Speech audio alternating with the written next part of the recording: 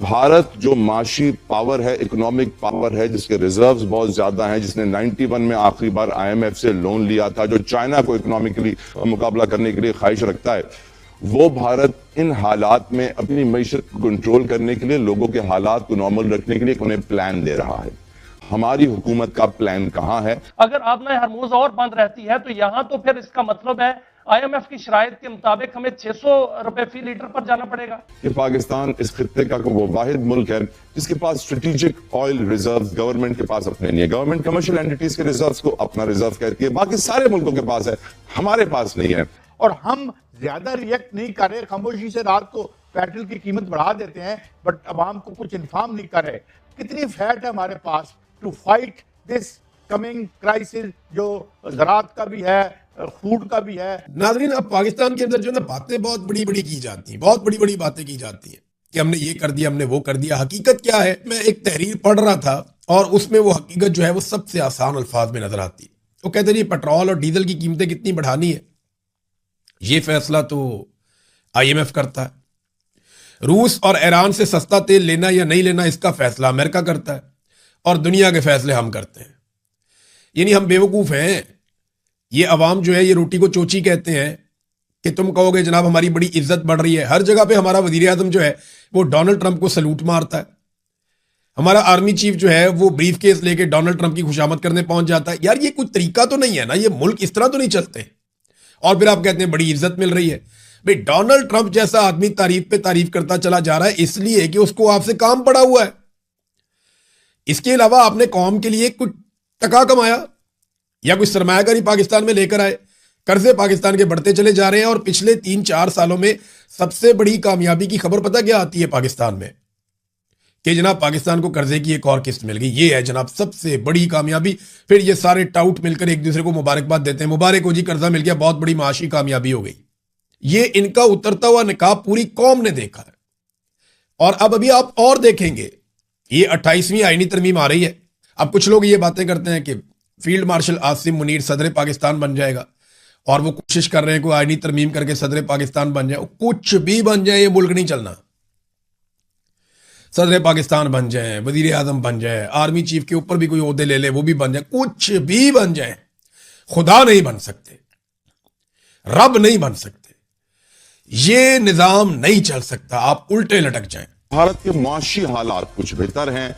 91 के अंदर उन्होंने आईएमएफ से लोन लिया था, फिर कभी लेना नहीं पड़ा। हम ये जानते हैं भारत की मैन्युफैक्चरिंग हो, सर्विसेज हो, एग्रीकल्चर हो, हम जानते हैं कि इकोनॉमिकली उनकी पॉलिसीज हमसे बेहतर रही हैं। हमने कभी अपने लीडरान को मेड इन पाकिस्तान गाड़ी को प्रमोट करते हुए नहीं देखा। उनके लीडरान तो कई दिहाइयों तक मेड इन इंडिया गाड़ी में ही चलते रहे। हम सैडली आज तक कोई 100% पाकिस्तानी गाड़ी नहीं बना पाए।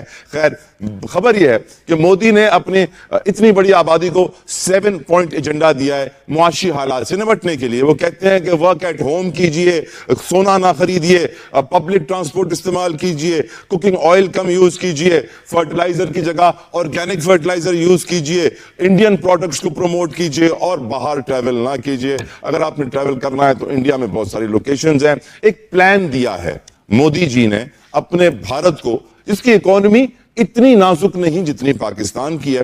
सैडली पाकिस्तान के हुक्मरानों का प्लान क्या है, इसके ऊपर मैं बात करना चाहूंगा। और मैं इस दफा अली बुखारी साहब आपकी तरफ आऊंगा, आपसे शुरू करूंगा। आपको कोई प्लान नजर आ रहा है या सिर्फ पीडीएल, पेट्रोल पे टैक्स लगा दो, गैस पे टैक्स लगा दो, बिजली महंगी कर दो, अवाम फेस करेगी और क्या होगा? देखिए तला भाई, मैं इस बात पे बिल्कुल एग्री करता हूँ जो आपने बात कही कि हर मुल्क है, खाली इंडिया ने नहीं।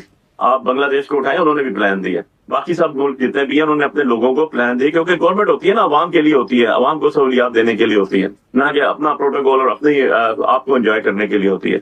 अब इशू ये आ गया कि हमने अपना प्लान क्या दिया। मैं आपसे अगर थोड़ा सा जल्दी वाइड अप कर दूं अपनी गुफ्तगू को, तो हमारे पास अर्निंग का जरिया क्या है? हमारे पास पेट्रोल है, हमारे पास बिजली है और हमारे पास गैस है। ये वो यूटिलिटी चीजें हैं जिनके ऊपर हम टैक्स लगा के मुल्क चला रहे हैं।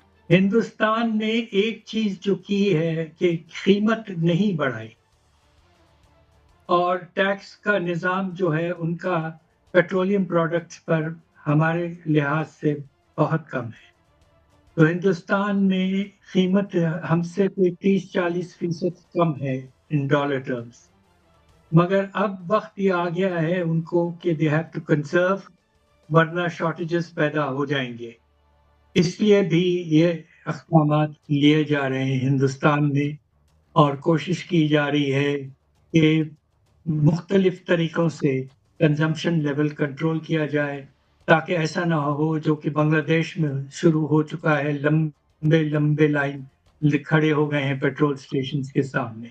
तो जी हाँ दोस्तों, ये थी हमारी आज की वीडियो। आशा है ये वीडियो आपको पसंद आई होगी। अगर वीडियो पसंद आई तो इसे लाइक जरूर कर दीजिएगा, थम्स अप का बटन दबा दें और शेयर कर दीजिए ताकि हमारी रीच बढ़ सके। इसे अपने दोस्तों और ज्यादा से ज्यादा लोगों तक पहुंचाइए। साथ ही अगर आपको हमारा काम पसंद आता है तो हमारे चैनल को सब्सक्राइब करना ना भूलिएगा। हम ऐसी ही मजेदार वीडियोस लाते रहते हैं हर दिन हर रोज। और बेल आइकन को दबा दें, वो जो लाल घंटी है उसको जरूर टच करके बजा दीजिएगा ताकि आपको आगे आने वाली वीडियोस का नोटिफिकेशन मिलता रहे और आप ऐसी ही मजेदार वीडियोस देखने से चूके ना। साथ ही कमेंट सेक्शन में हमें बताइए कि आप इस टॉपिक पर वीडियोस देखना चाहते हैं। अगर आपको हमारा काम पसंद आता है तो कमेंट में भी थम्स अप का आइकन जरूर बना दीजिए। इससे हमें हौसला मिलता है कि आपको हमारा काम पसंद आ रहा है। साथ ही अपनी सुझाव और इच्छाएं जरूर कमेंट सेक्शन में लिखिए। आपके कमेंट्स का हमें बहुत बेसब्री से इंतजार रहता है। चलिए फिर मिलते हैं अगले वीडियो में। तब तक के लिए अपने और अपने परिवार का ख्याल रखिए। साथ ही ट्रैफिक रूल्स को मानिए और गंदगी ना फैलाइए। आपका बहुत बहुत धन्यवाद। जय हिंद।